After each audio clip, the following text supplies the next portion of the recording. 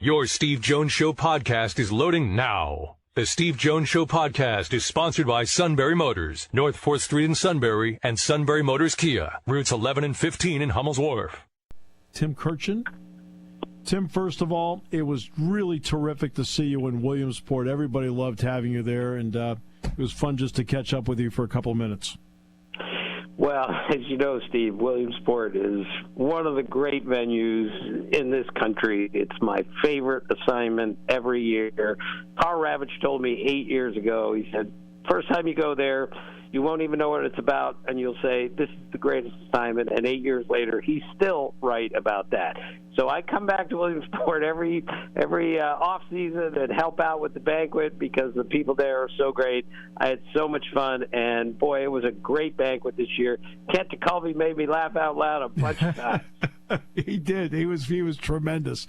He really was.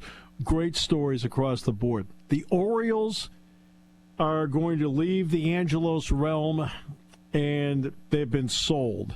This is a young team.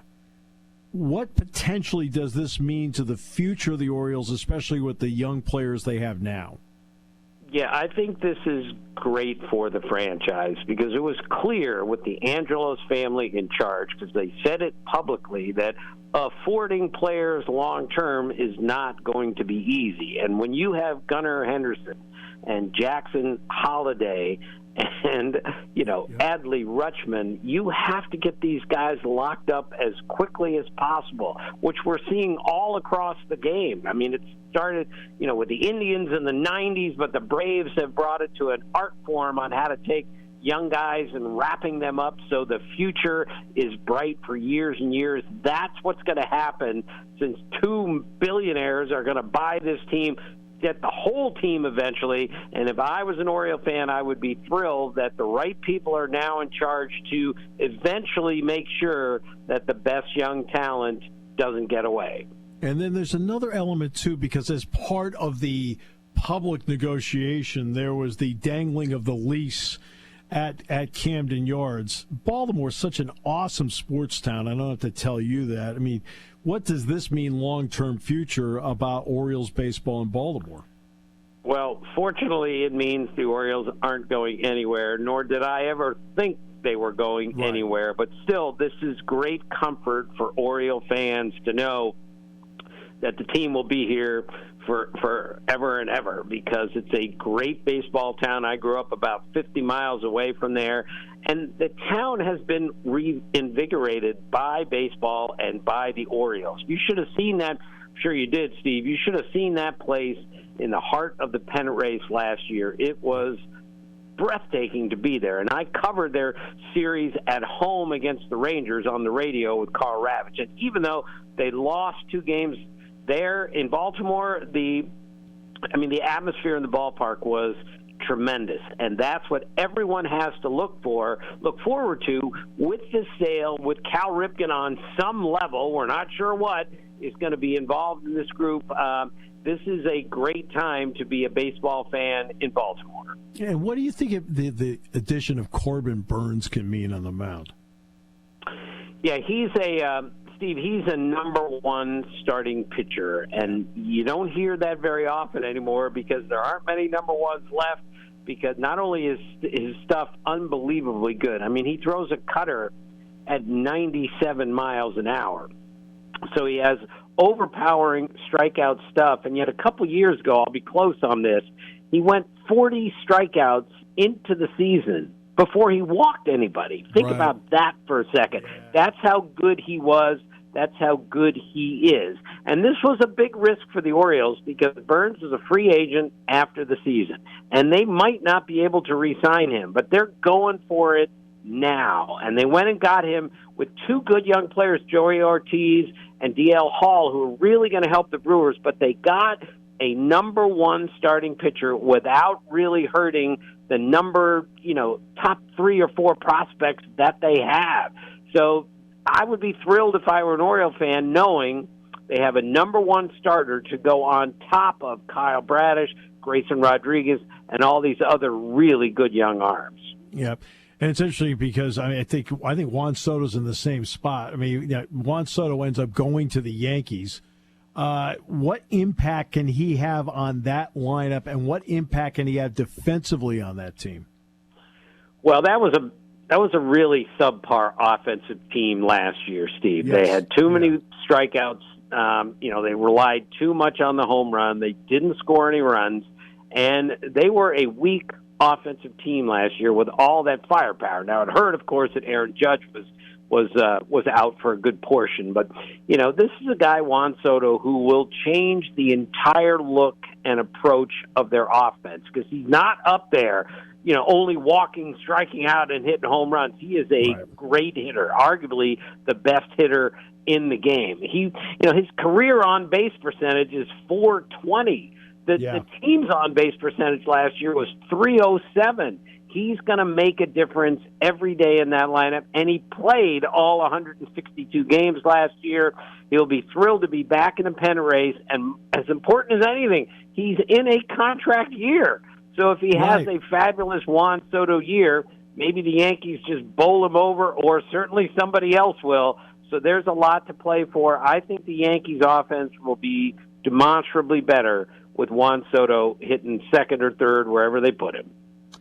Give me your read on the A's situation with Las Vegas. Where is that right now? Where do they end up playing as this moves forward?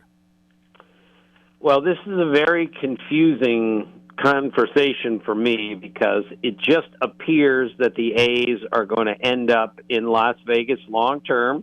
The owners have already approved it, and yet the Las Vegas mayor came out yesterday and said, they need to go back and make another pitch to Oakland. Was not exactly what you were looking to hear, but it's going to be really complicated. As of now, they're going to play in the Coliseum, or whatever we call it these days, because they have one more year on the lease. Then they're going to probably be 3 years where we're not sure where the A's are going to play. So I find this very unfortunate. No Major League Baseball team should have to go through something like this. But this is what happens when, let's face it, the team was not run properly from above, and now they're in a predicament where they'll have a new home in theory, a great new home in Las Vegas, but how do they get there in one piece? It's going to be very, very tricky. And what about the Rays situation in St. Petersburg? Because they're talking about 86 acres of redevelopment in the historic gas plant area for a $1.3 billion ballpark. Is that still on track?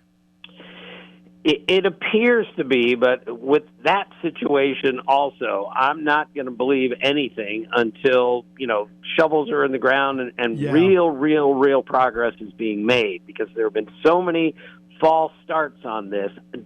I think the Rays are going to stay in Florida. I think they're going to stay in that area somewhere, but I'm just not positive of what it's going to look like 5 years from now. But the bottom line is this, Steve, as you know, Oakland needs either a new stadium or a new city in which to play, and the Rays need the same thing. But it looks like they're staying, but the stadium is important, and there's still some hurdles to cross there. Then what does that mean to the possibility of expansion, because these are still in gray areas? Yeah, I'm in favor of expanding 2 more teams to have 16 in each league. However, there is no reason to expand until we're absolutely certain what's going to happen with the Rays and the A's. Bud Selig told me 15 years ago, if not longer, we have to figure out what to do with the Rays and the A's. And here it is 15 years later, and there's still confusion. So once they get those 2 teams completely settled, then I'm all in favor of expansion. But sorry, I don't think we should expand until we're positive that those teams are set.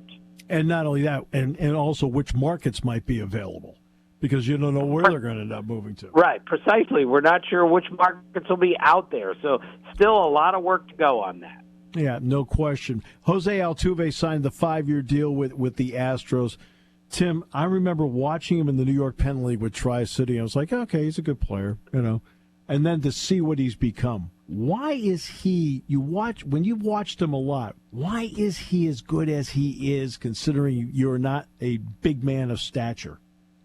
Right. Well, Alex Cora, who was an Astros coach years ago, told me, pound for pound, Jose Altuve is the strongest man in the major leagues. When you see him hit a ball over the train tracks and you recognize that he is an inch and a half taller than me, and for those who don't know me, I am really short. And he's an inch and a half taller than me, and he hits the ball over the train track. His teammate, Alex Bregman, looked at me during the postseason and said, Jose Altuve is the best athlete in the major leagues, and there is not a close second. He said he runs faster than anyone on our team. He jumps higher than anyone on our team. Pound for pound, he's stronger than anyone on our team. And it was just like an amazing scouting report of this guy. There's nothing he can't do. Now it appears he's going to be an Astro for life. And even though those who had trash cans and cheating and everything on their minds, Jose Altuve is going to be a Hall of Fame second baseman someday, and he's got an outside chance to get 3,000 hits. And I'm not sure I've enjoyed watching too many players more than I've enjoyed watching him. That's how dedicated he is to being great every day. Well, this is the test he always passed with me. He's on deck against your team, and you're like, oh, we can't let that guy get up. To me, that's the ultimate right there. I can't let that guy come to the plate. I can't. Right, and especially in the postseason, like as we gauge all great players, are they at their best when they need to be at their best in the biggest games? That pretty much defines Jose Altuve. And I know that I have to let you go. There's a certain time frame, and because of that, I'm going to let you go now. Thanks so much, as always, Tim, for your time. It's just fabulous. Well, thank you, Steve. Talk to you soon. That's Tim Kurkijan, ESPN.